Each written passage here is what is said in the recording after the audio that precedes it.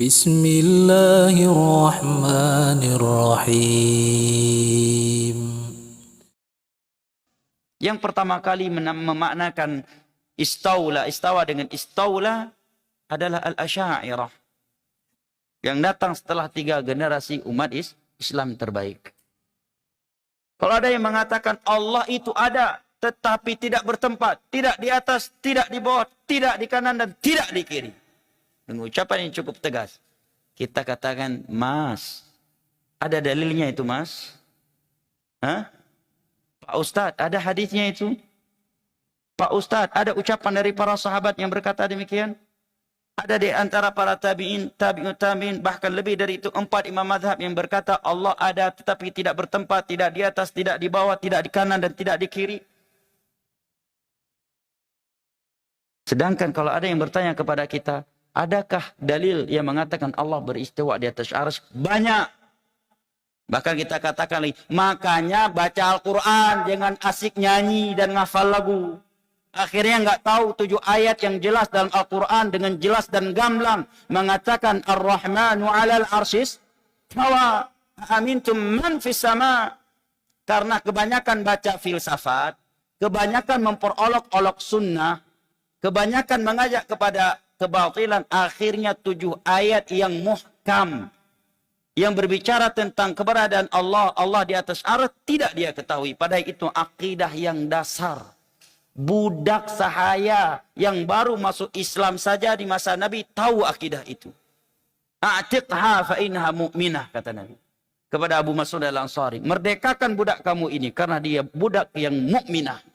Tatkala dia menjawab pertanyaan Nabi, di mana Allah? Dia pun menjawab fis sama, di ataslah langit. Kalau ada yang berkata, berarti Allah butuh kepada arsy, kita katakan itu kesimpulan Anda.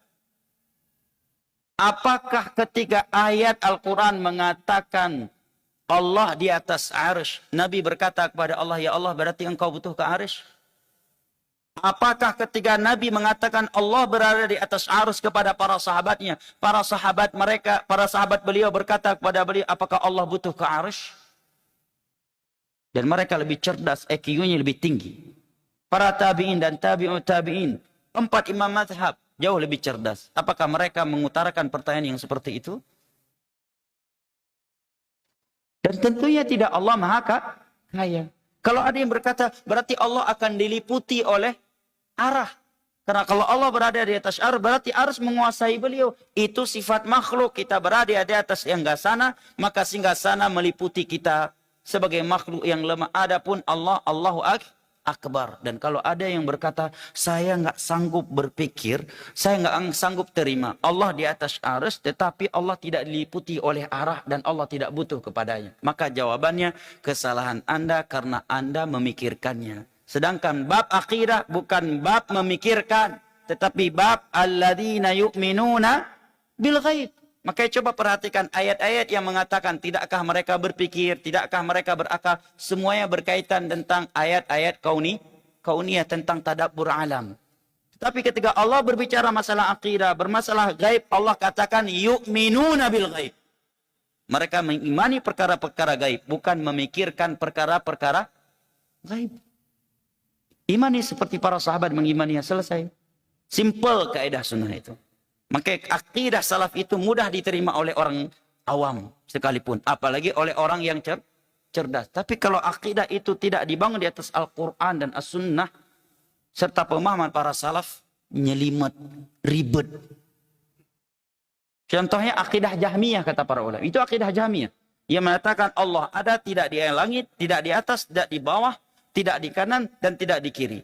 Itu bukan akidah Asy'ariyah, itu akidah Jahmiyah. Yang Asy'ariyah sendiri sepakat Jahmiyah itu kafir.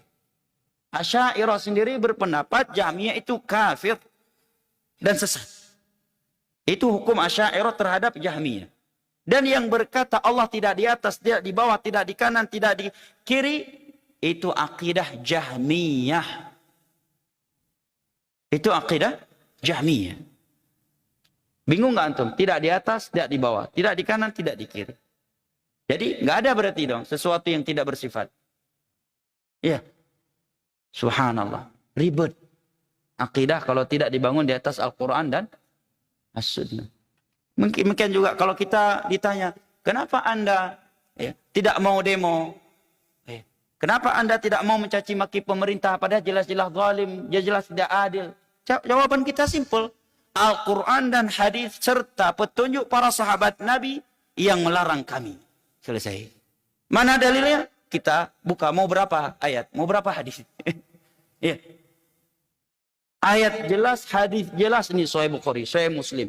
Membahas khusus tentang bagaimana sikap seorang Muslim terhadap penguasa yang zalim. Seandainya benar zalim. Buku-buku akidah yang ditulis oleh 4 imam mazhab juga jelas. Ucapan para sahabat, para tabi dan tabi'ut tabi'in.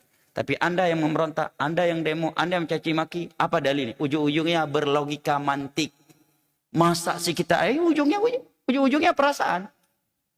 Ujung-ujungnya berlogika mantik. Dakwah sunnah itu jelas, nggak menceli-menceli dia. Jelas ayatnya, jelas hadisnya dan jelas asarnya. Ada dalil, kita ikuti dan kita perjuangkan.